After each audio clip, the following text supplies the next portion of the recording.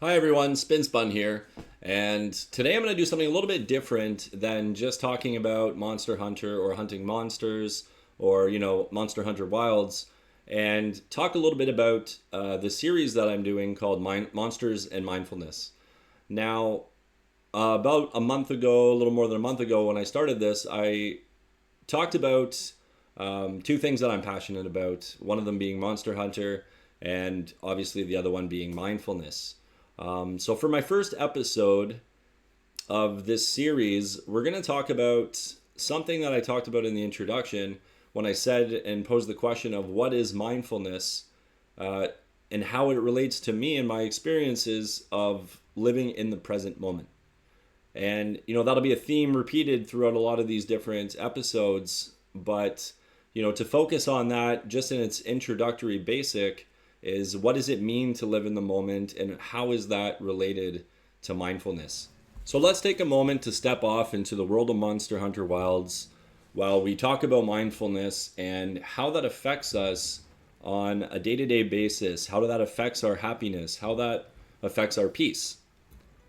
So I often ask people when I talk about this is when you're in the present moment, how often do you find yourself reflecting on yesterday and the things that have already happened, or 5 years ago, 10 years ago, whether it be pain or joy or the people we knew and loved and lost, or whatever the case is, or on the other side, thinking about tomorrow, and the anxieties and the plans and the dreams, the aspirations that we have. And when we think about this, when we talk about living in the present moment, we're not truly in the moment. We're not truly experiencing that moment, and we're filling ourselves up with these anxieties and these things that we're unable to let go of to simply enjoy things as they are for what they are. And personally, I'll go back into a bit of my own background story. Is this isn't something that just happens overnight and I just woke up one day and said, okay, I'm going to be mindful and I'm going to be happy. So years and years and years ago, I was in a war and injured by an anti-tank mine that took the lives of two members of my crew. So for years and years, I was affected by this, you know, going down a dark path until a point that I reached that, something had to give. There had to be a conscious change. And when I talk about this too, I sought out some mental health support, and nothing I say here, it should all be taken with a grain of salt. Like if you're going through hard times, I always encourage mental health support, like social workers, psychotherapists, psychiatrists, everybody, the experts in that field that are qualified and trained to help you. So in my experience, though, going through these processes, I came to learn to let go of all of these things that are outside of my control or that no longer exist. Because I talk about, yesterday exists no more than tomorrow is one of the things I like to say a lot. Or que sera, sera, whatever will be, will be. Because there are things that are outside of our control, and there are things that no longer truly exist in that present moment that we are able to let go of. And I'm not saying that we should just ignore them. Like there's an analogy of, I was laying on a trampoline one day in the summertime and I'm looking up at the sky.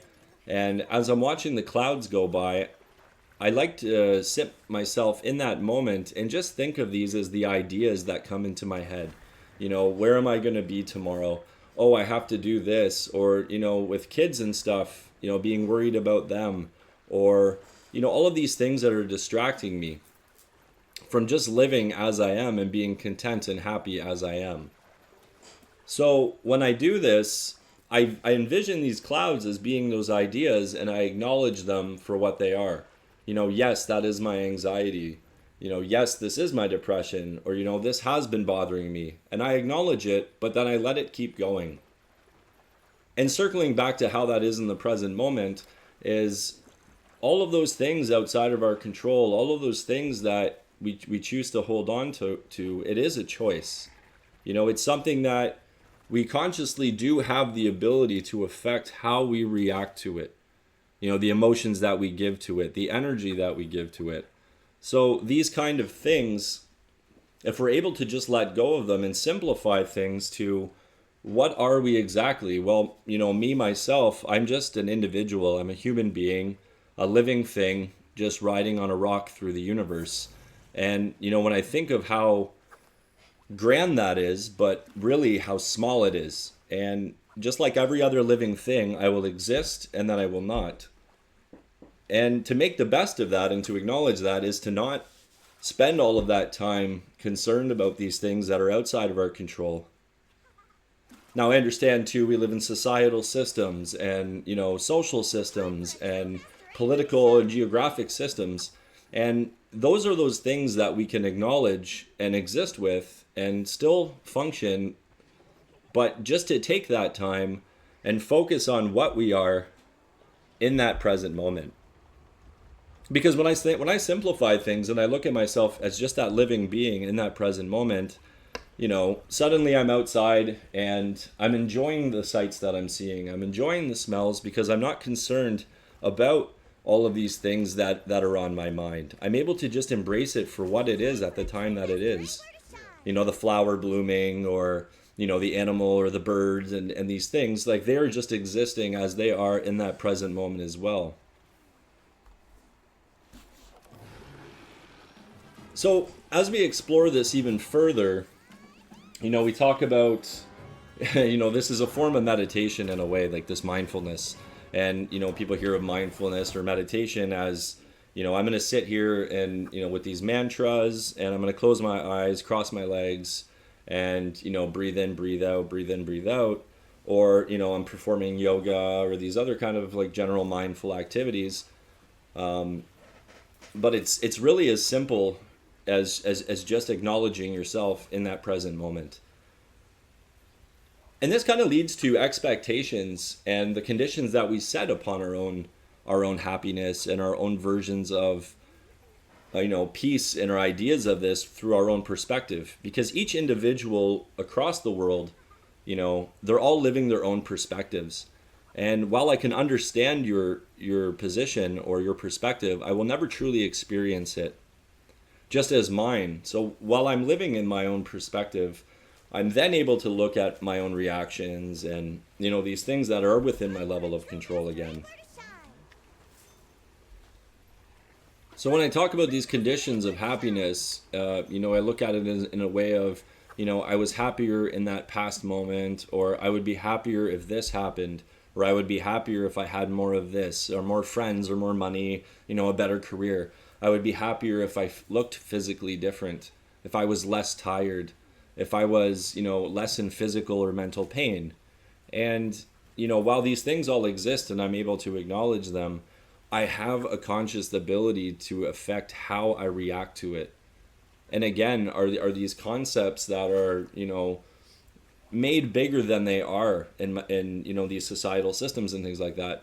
Are they really going to impact who I am in this present moment or how comfortable I am with that?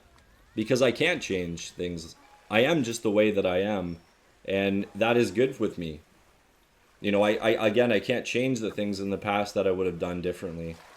I do have a level of control over the future, and there's responsibilities there and these things again. But when I take it a step back, I say, I am in control of these things. So I think by removing these conditions and just accepting things as they are, we allow ourselves to just move forward and take things in one thing at a time. So we're more conscious in that present moment. Maybe that translates to having better interactions with other people that we care about in order, things to prioritize the way that we interact with the things around us or the people around us. Now, this is kind of a brief overview, and, it's very, very surface level. But if it can help one person just the way that it helped me. So again, going back to Monster Hunter, and I talk about it because I love it, I'm passionate about it. It's one of my favorite, it is my favorite series. I see that experience of someone, getting into it for the first time, and that excitement and that fulfillment of just, one person experiencing and sharing that moment or that joy or a common experience with me. Now, it's the same as what I'm doing here with this mindfulness, because if it can make the difference with one person or in one person's life, then I believe that the effort and sharing these experiences makes it worth it, for that reason.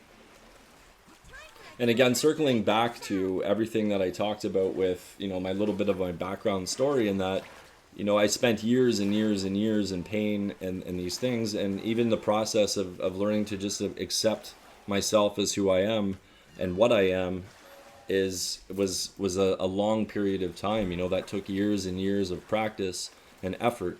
So mindfulness is a constant, forever journey in that way. We spend our days and our moments when we start to notice ourselves getting, dissociating from the things that we love and the people that we love or the experiences. And as we dissociate from those, we say, like, now it's time to be mindful again and to acknowledge where I am in that present moment. And I think that's where, those techniques of breathing and these kind of things like that are kind of focused on more of a, on a physical level, is because it helps bring us back to those present moments where we're able to clear our mind and let go of the things that are just filling up that space and time. So if you take anything out of this, or if any of this means something to you, then just take a second to reflect on, who are you, and what are you, and what is the difference between that? Like, what is living in the moment to you? What is it?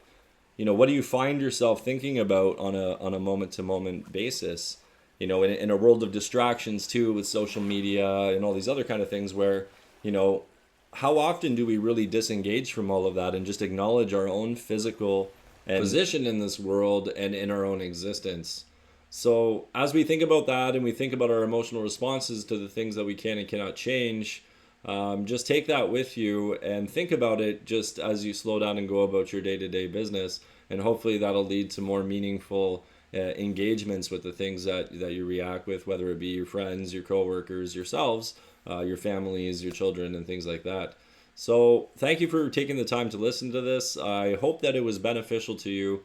And we will continue to put out these episodes as we explore more of these emotional responses and these things that are within and without our control, and how to navigate, these societal systems and systems that we're a part of, while still embracing what we are as we are and in that present moment